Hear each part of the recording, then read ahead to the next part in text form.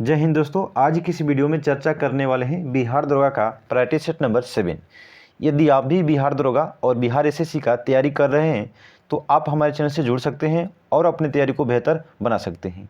Daily इस channel के माध्यम से सुबह 9:50 में बिहार दरोगा सेट का लाइव डिस्कशन दिया जाता है और डेली शाम 5:30 बजे बिहार में जितने भी एग्जाम हुए हैं उसका प्रीवियस ईयर दिया जाता है। तो चलिए आप प्रश्न की ओर बढ़ते हैं। पहला प्रश्न देखते हैं। पहला क्वेश्चन है, अंतर्राष्ट्रीय मजदूर संघ का मुख्यालय कहाँ है? तो ध्यान रखिएगा कि अंतर्राष्ट्रीय मजदूर संघ का मुख्यालय कहाँ पे है, तो वो है जेनेवा में। तो ध्यान रखिएगा ILO इंटरनेशनल लेबर ऑर्गेनाइजेशन, जिसकी स्थापना कब की गई थी? तो 1919 ईस्वी में की गई थी। तो अंतर्राष्ट्रीय मजदूर संघ का मुख्यालय कहाँ पे स्थित है? तो वो है जेनेवा में। इसके बाद है, नाटो का मुख्यालय कहाँ है? तो जो नाटो है इसका मुख्यालय कहाँ पे है? तो वो है बेल्जियम की राजधानी ब्रुसेल्स में। इसकी जो स्थापना की गई थी 4 अप्रैल 1949 ईस्वी में। ध्यान रखिएगा कि नाटो का मुख्यालय कहाँ पे है? तो ब्रुसेल्स में है, नॉर्थ अटलांटिक ट्रीटी ऑर्गेनाइजेशन। इसके बाद है, निम्न में से किसान दिवस किस तिथि को मनाया जाता है? तो किसान दिवस कब मनाया जाता है? तो 23 दिसंबर को मनाया जाता है, चौधरी चरण सिंह के जन्म दिवस पर। ध्यान रखिएगा कि चौधरी चरण सिंह के जन्म दिवस पर क्या मनाते हैं? तो राष्ट्रीय किसान दिवस कब? तो 23 दिसंबर को मनाते हैं।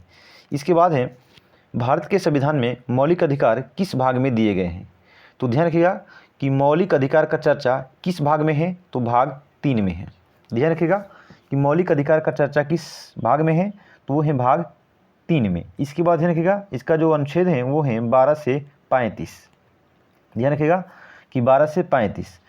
मौलिक अधिकार वर्तमान में कितने हैं? तो 6 हैं। शुरुआती दौर में कितना था? तो 7 था। ध्यान रखिएगा कि संपत्ति के जो कर हैं, संपत्ति का जो अधिकार है वो अब क्या हो चुका है? तो वो हो चुका है वैधानिक अधिकार। इसके बाद है, वर्ल्ड ट्रेड सेंटर पर 11 सितंबर को हमला करने वाला मोहम्मद अत्ता किस देश का निवासी था? ध्यान रखिएगा कि वर्ल्ड ट्रेड सेंटर पर 11 सितंबर को हमला किया गया था, किसके द्वारा? तो मोहम्मद अत्ता के द्वारा। वो किस देश के निवासी था? तो मिस्र के निवासी था। ध्यान रखिएगा कहाँ के था? तो मिस्र का। इसके बाद है, निम्न में से कौन सा युद्ध को महायुद्ध कहा जाता है? तो किस युद्ध को महायुद्ध कहा जाता है? तो द्वितीय महायुद्ध को कहा जाता है। यानी द्वितीय विश्व युद्ध को कब शुरुआत हुआ था? तो 1 सितंबर 1939 को हुआ था। ध्यान रखिएगा।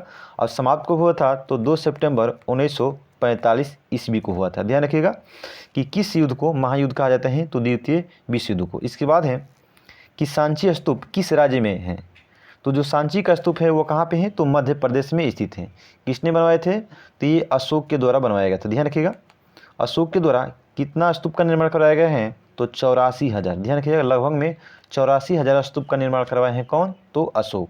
तो जो सांची का स्तूप है वो कहाँ पे है? मध्य प्रदेश में। इसके बाद है, अलीगढ़ मुस्लिम यूनिवर्सिटी के संस्थापक कौन थे? तो ध्यान रखिएगा कि अलीगढ़ मुस्लिम विश्वविद्यालय के संस्थापक कौन थे?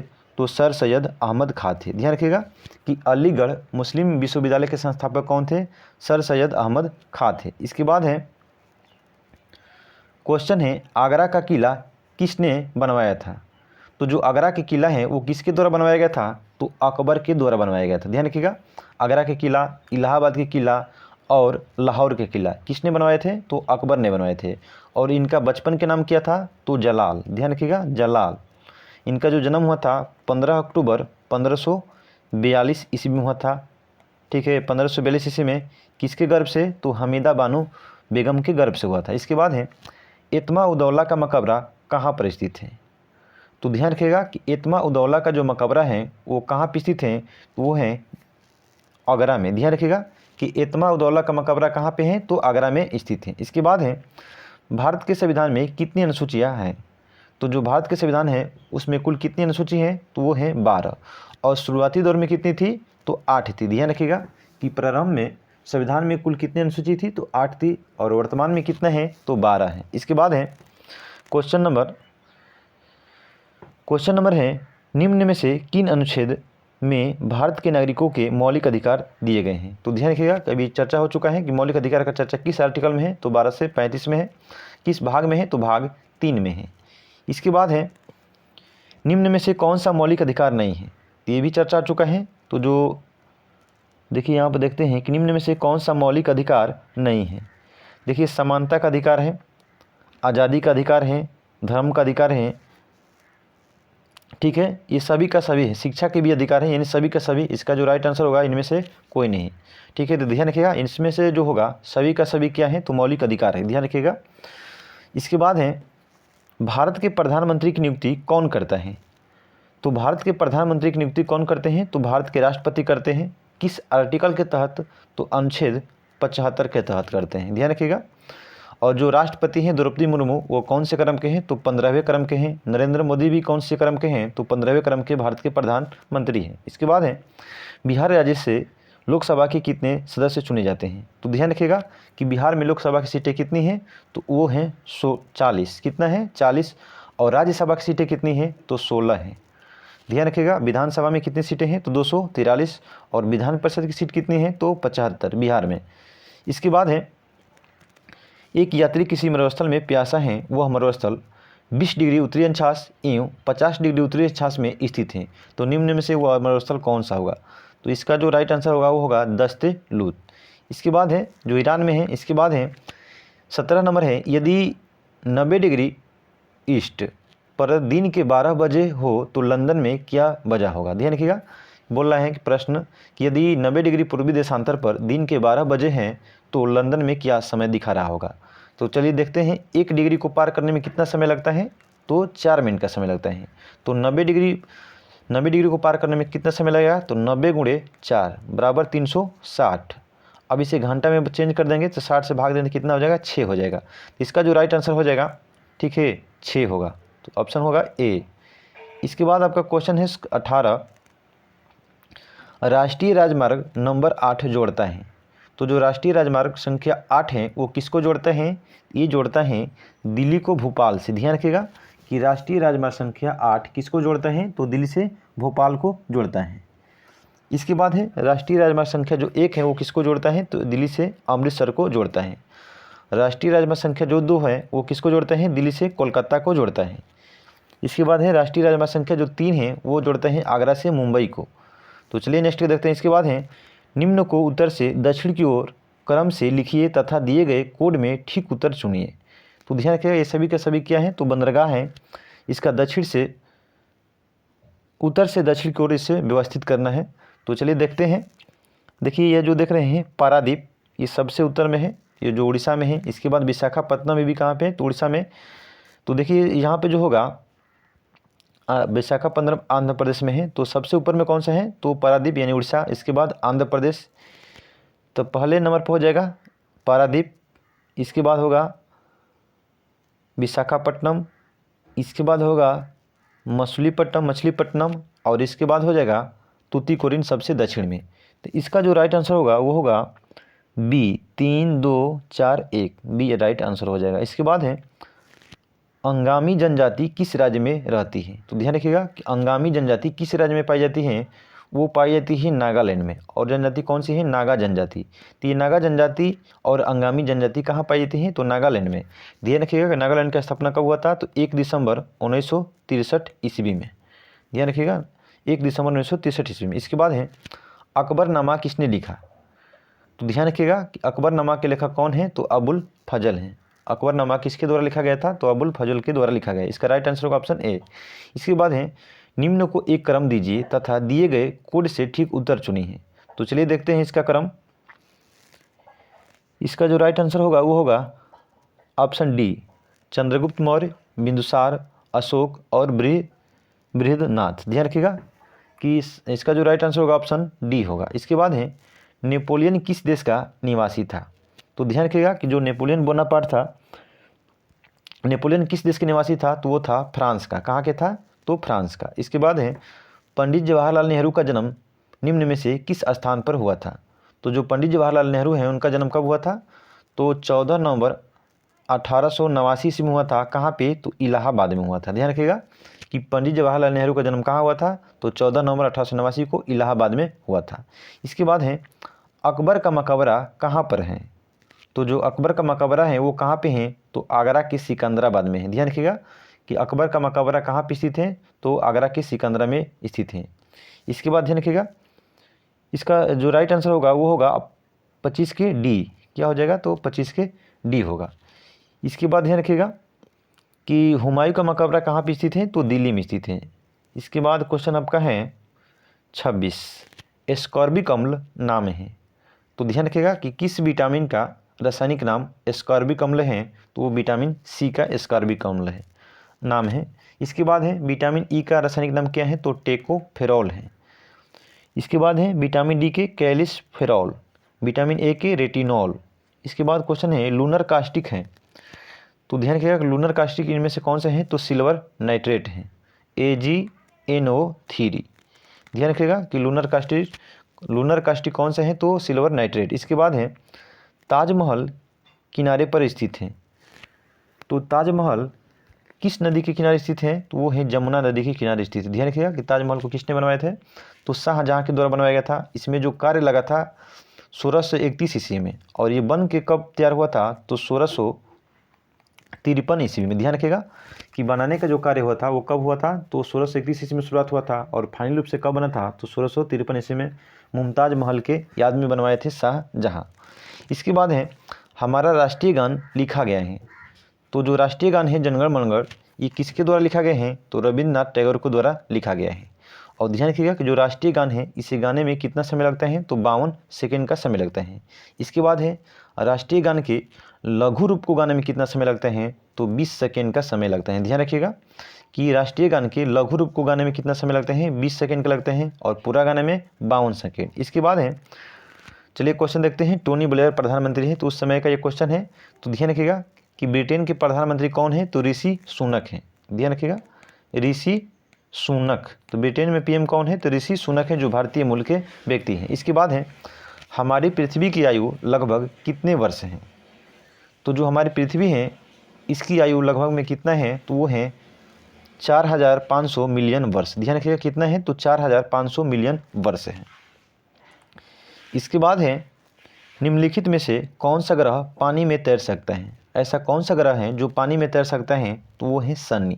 और शनि में रिंगों की संख्या कितनी होती है, तो 7 होती है। ध्यान रखिएगा कि सबसे कम घनत्व किस ग्रह का है, तो शनि का है, और सबसे ज़्यादा घनत्व किसका होता है, तो शुक्र ग्रह का। ध्यान रखिएगा दोनों कि सर्वाधिक कम घनत्व किसका होता है, तो शनि का, और सबसे अधिक किसका होता है, तो शुक्र ग्रह का। इसके बाद है सूची 1 और सूची 2 को मिलान करना है। तो चलिए देखते हैं। ग्रेनाइट का रूपांतरित रूप क्या होता है, तो शिस्ट होता है। इसके बाद है बेसाल्ट का क्या होता है, तो एम्फीबोलाइट। ठीक है। इसके बाद है सैंडस्टोन यानी चूना पत्थर। तो चूना पत्थर का क्रियांतरित रूप क्या होता है, रूपांतरित रूप वो होता है क्वार्टरजाइट। और सेल का क्या होता है, तो अस्लेट। इसके बाद है निम्न में से किस नदी का जल निकास सबसे अधिक है। इसका जो राइट आंसर होगा ऑप्शन ए, कांगो नदी। ध्यान रखिएगा कि जो कांगो नदी है ये विषुवत रेखा को कितनी बार काटती है, तो 2 बार काटती है।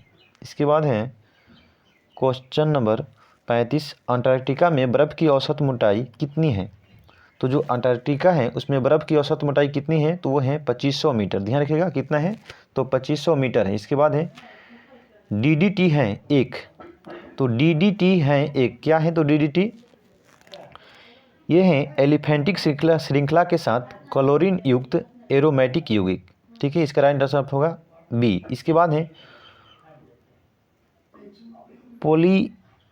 पॉलिस्टर एक यौगिक है। तो इसका जो राइट आंसर हो जाएगा वो होगा एरोमेटिक अम्लों का है। ध्यान रखिएगा कि जो पॉलिएस्टर होता है वो किसका यौगिक होता है, तो एरोमेटिक अम्लों का यौगिक होता है। इसके बाद है टेफ्लॉन का बहुलक है। तो टेफ्लॉन का बहुलक है तो कौन सा है, तो वो है फ्लोरीन युक्त अल्कीन का। ध्यान रखिएगा कि टेफ्लॉन का बहुलक है फ्लोरीन युक्त अल्कीन का।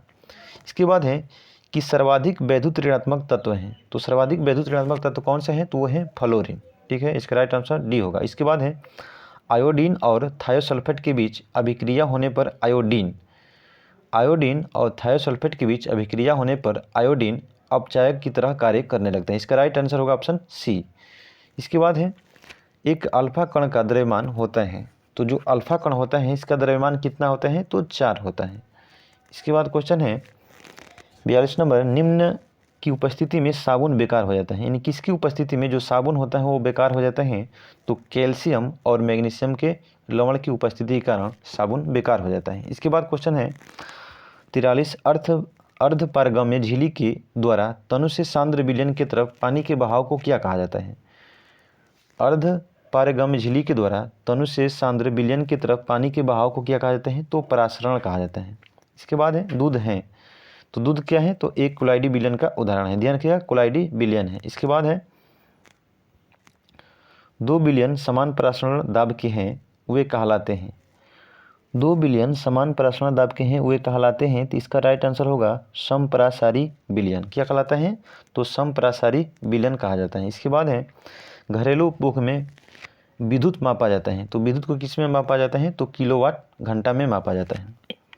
इसके बाद ध्यान रखिएगा कि विद्युत धारा को मापने के लिए किस यंत्र का प्रयोग करते हैं? तो एमीटर का, ठीक है, ध्यान रखिएगा, अमीटर। इसके बाद है वर्धनता जैसी बीमारी का उपचार किया जा सकता है, यानी कलर ब्लाइंड का उपचार कैसे किया जा सकता है? तो इनमें से इसका राइट आंसर होगा ऑप्शन डी। ध्यान रखिएगा वर्धनता जो रोग है ये आनुवंशिकी रोग है और इसे ठीक नहीं किया जा सकता है। ध्यान रखिएगा इसमें लाल और हरा रंग का पहचान नहीं हो पाता है कलर ब्लाइंड में। इसके बाद है प्रत्यावर्ती धारा को दिश धारा में बदला जाता है, तो प्रत्यावर्ती धारा को दिश धारा में किसके माध्यम से बदला जाता है? तो दिष्टकारी द्वारा। और ध्यान रखिएगा कि दिष्ट धारा को प्रत्यावर्ती धारा में कौन चेंज करता है? तो डायनोमो। इसका जो राइट आंसर होगा ऑप्शन सी। इसके बाद है एक प्रत्यावर्ती धारा 1 यूएस में एक पूर्ण चक्र बदलता है, माइक्रो यूएस है, तो एक पूर्ण चक्र बदलता है, तो इसकी आवृत्ति है कितना होगा? तो 10 के पावर 6 हर्ट्ज। इसके बाद है निम्न में से कौन सा ध्रुवित नहीं होते हैं? तो ध्यान रखिए किस में नहीं होता है? तो ध्वनित रंग है। ध्यान रखिएगा कि ध्रुवण की गुण किस में नहीं पाया जाता है? तो ध्वनित रंगों में नहीं पाए जाती हैं, प्रकाश में पाया जाता है। तो प्रकाश विद्युत चुंबकीय तरंग है, ये जितने भी देख रहे हैं एक्सरे किरण, रेडियो तरंग, परावैज्ञानिक तरंग, ये सभी के सभी क्या है? तो विद्युत चुंबकीय तरंग है। इसमें ध्रुवण की गुण होती हैं, लेकिन ध्वनि जो होता है ध्वनि में ध्रुवण की गुण नहीं होता है। इसके बाद है पीले प्रकाश में हरे रंग की वस्तु दिखेगी, तो जब पीले प्रकाश में हरा रंग दिखा जाएगा, वस्तु दिखेगी, तो कैसी दिखेगी? तो वो सफ़ेद रंग की दिखेगी। इसके बाद है कि प्रकाश का कौन सा गुण माध्यम पर निर्भर नहीं होता है? तो प्रकाश का ऐसा कौन सा गुण है जो उस माध्यम पर निर्भर नहीं होता है? तो तरंगदैर्ध्य पर होता है, वेग पर होता है, आयाम पर होता है, लेकिन आवृत्ति पर निर्भर नहीं होता है। इसके बाद है क्वेश्चन नंबर जो है आपका क्वेश्चन नंबर 53। आँख में निकट दृष्टि होती है, तो जो आँख में निकट दृष्टि होती है इसका जो राइट आंसर होगा वो होगा आँख के लेंस में फोकस दूरी की कमी का कारण। ध्यान रखिएगा निकट दृष्टि में निकट की वस्तु दिखाई देती हैं लेकिन दूर की वस्तु दिखाई नहीं देती हैं, तो इसका जो राइट आंसर होगा वो होगा ऑप्शन बी, आँख के लेंस में फोकस दूरी की कमी के कारण। इसके बाद है परमाणु बम ... सिद्धांत पर कार्य करता है, तो जो परमाणु बम होता है वो किस सिद्धांत पर काम करता है? तो इसका जो राइट होगा वो होगा नाभिकीय विखंडन पर। तो चलिए दोस्तों, वीडियो पसंद आए तो लाइक और सब्सक्राइब करना नहीं भूलिएगा, साथ साथ में कमेंट करके बताइएगा कि वीडियो कैसा लगा। ठीक है, देखने के लिए थैंक्स फॉर वॉचिंग।